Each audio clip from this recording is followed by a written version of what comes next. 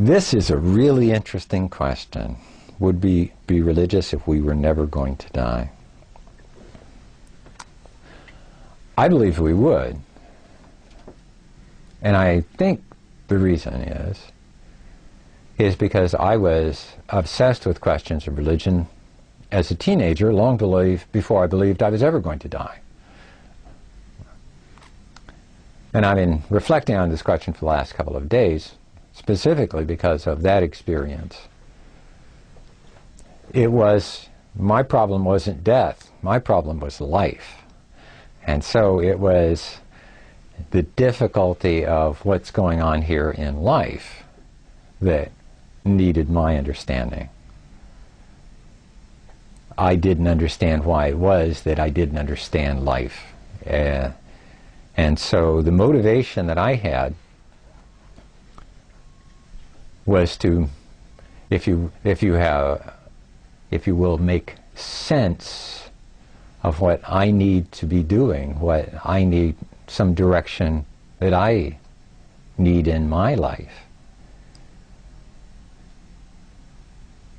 Of course, that isn't to deny the motivation that a lot of people feel with respect to death. And one of my grandmother's favorite jokes that she told many times.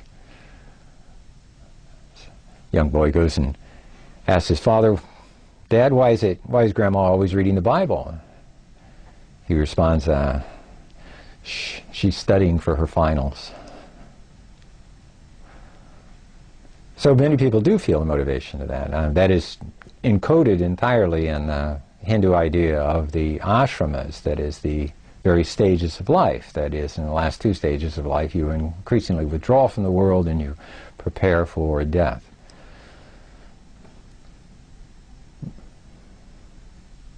But I think it also misses the reality that the process of maturation, particularly that of adolescence, propels so many adolescents into a questioning of reality and a seeking for various answers with respect to that. It occurs to me that many, if not most, of the founders of religious traditions really began their search in their 20s rather than late in life. And everybody has different experiences, of course, but in my 20s I thought I was basically immortal, and I'm sure that that's a supposition, unwarranted to be sure, a supposition that many people have. I was shocked when I knew somebody who died first time. Right? Even though it was an automobile accident. Of course, adolescent kids die in automobile accidents all the time, but the idea that somebody should actually die and that they're young, you know, it would seem to be somehow a contradiction of gravity or the natural course of events or something of that nature. So I think death is a factor in a lot of people's pursuit of religious meaning or religious significance or religious understanding, but in many other instances I don't think it is. I think we are propelled by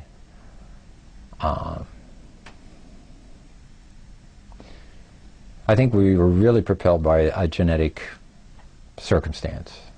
I think human beings have a genetic presupposition, perhaps constructed within language, certainly with a strong neurological component. We have a desire, a need for some sense of something outside of ourselves. Otherwise, it is inconceivable that we would be doing all of the things that we do. I have two dogs. My dogs are perfectly happy to lie around the house all day long. For them, the transcendental moment is dinner. It doesn't need to go any further than that, or a walk, or something of that nature, or a pet from the master, right? But the reality is that human beings are completely dissatisfied with the status quo. We are extraordinarily unhappy to believe that somehow or other that what we have is all there is. And I think that the best measure of that would simply be the proliferation of fiction, of narratives, of film, of various other kinds of things. The desire for young men and women to find something that is bigger than themselves, whether it's enlistment in the military, or it's dedication to a cause, or it's belief in religion, or something of that nature. All of these things tend to speak of the same or a similar motivation, a dedication to a larger entity, an extraordinary purpose, a purpose that is not self-assigned. When you find people on a self-assigned purpose, usually what you have are terminal narcissists, and they're very difficult to get along with, and are almost completely inhumane in their own personal behavior, because it's all about them. And so I think that religion, rather than being motivated by death per se, I think it's motivated by life. I think it's simply encoded in what we do as a species.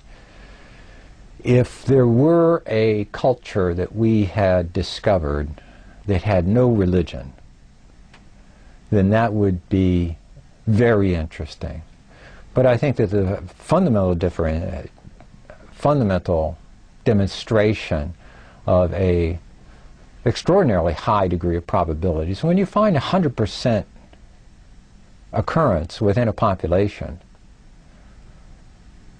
And if we take the population as the number of groups in the world, you find 100% of occurrence of a certain behavior within all the populations of the world, not necessarily every individual within those populations, but within all the populations of the world, then you have to say that this would seem to satisfy the minimum criteria for a ubiquitous or universal form. And I think that that's what we're looking at in terms of religion.